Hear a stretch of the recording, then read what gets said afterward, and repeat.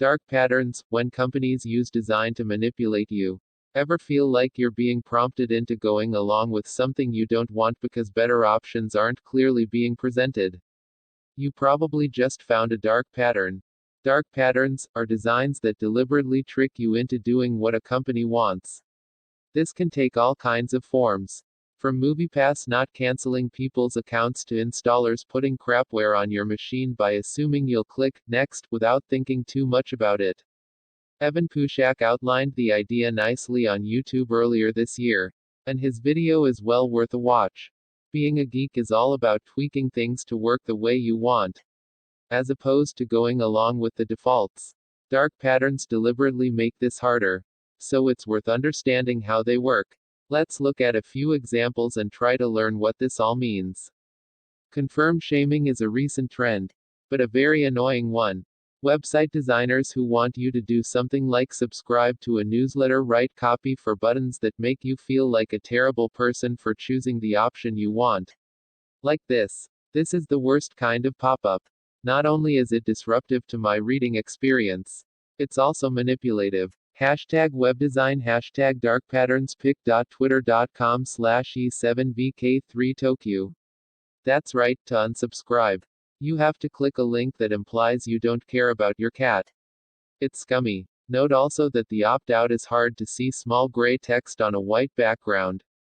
This is all intentional. The manipulative pop-up like this makes it more likely that you'll give out your email address, even if you feel gross about it. And the practice is all too common. The confirm shaming Tumblr has a lot more examples if you want to see more, but you'll run into plenty just by browsing the web. Sometimes you click a button intending to do one thing, only to discover you've done the opposite.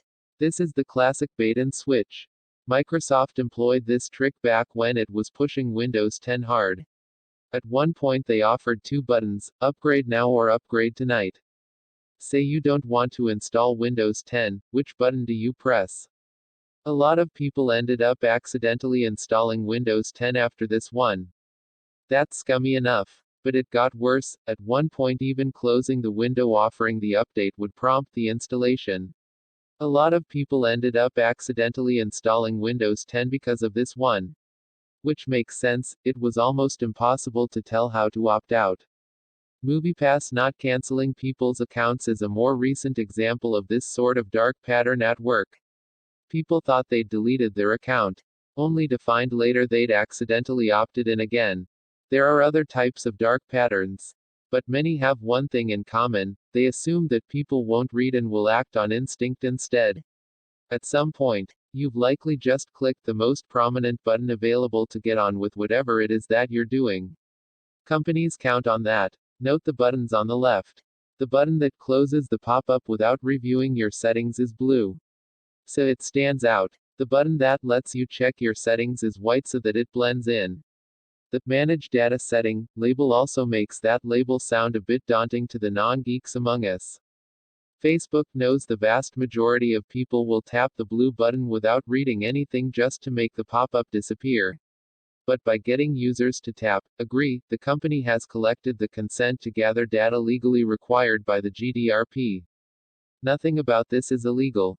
Sure, Facebook isn't neutrally presenting the decision, but they are asking you for consent, whether you register that consciously or not. And the above example isn't even that nefarious compared to what companies have pulled over the years. For example, there's the scam of bundled crapware. You know, things like this in installers. Windows users know all about this. And Mac users haven't been spared either. The idea here is that you'll click next without looking at what's on the screen, giving consent to install software that no reasonable person would want.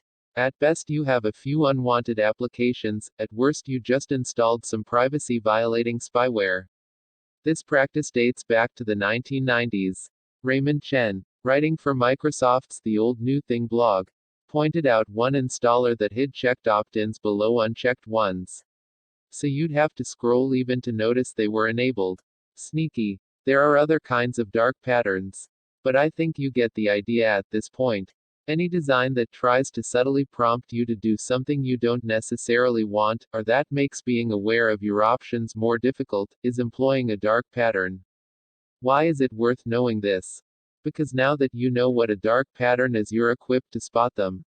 This makes it less likely that you'll fall for them, and you can share that information with friends and family. Keep your eyes peeled. Text source: howtogeek.com.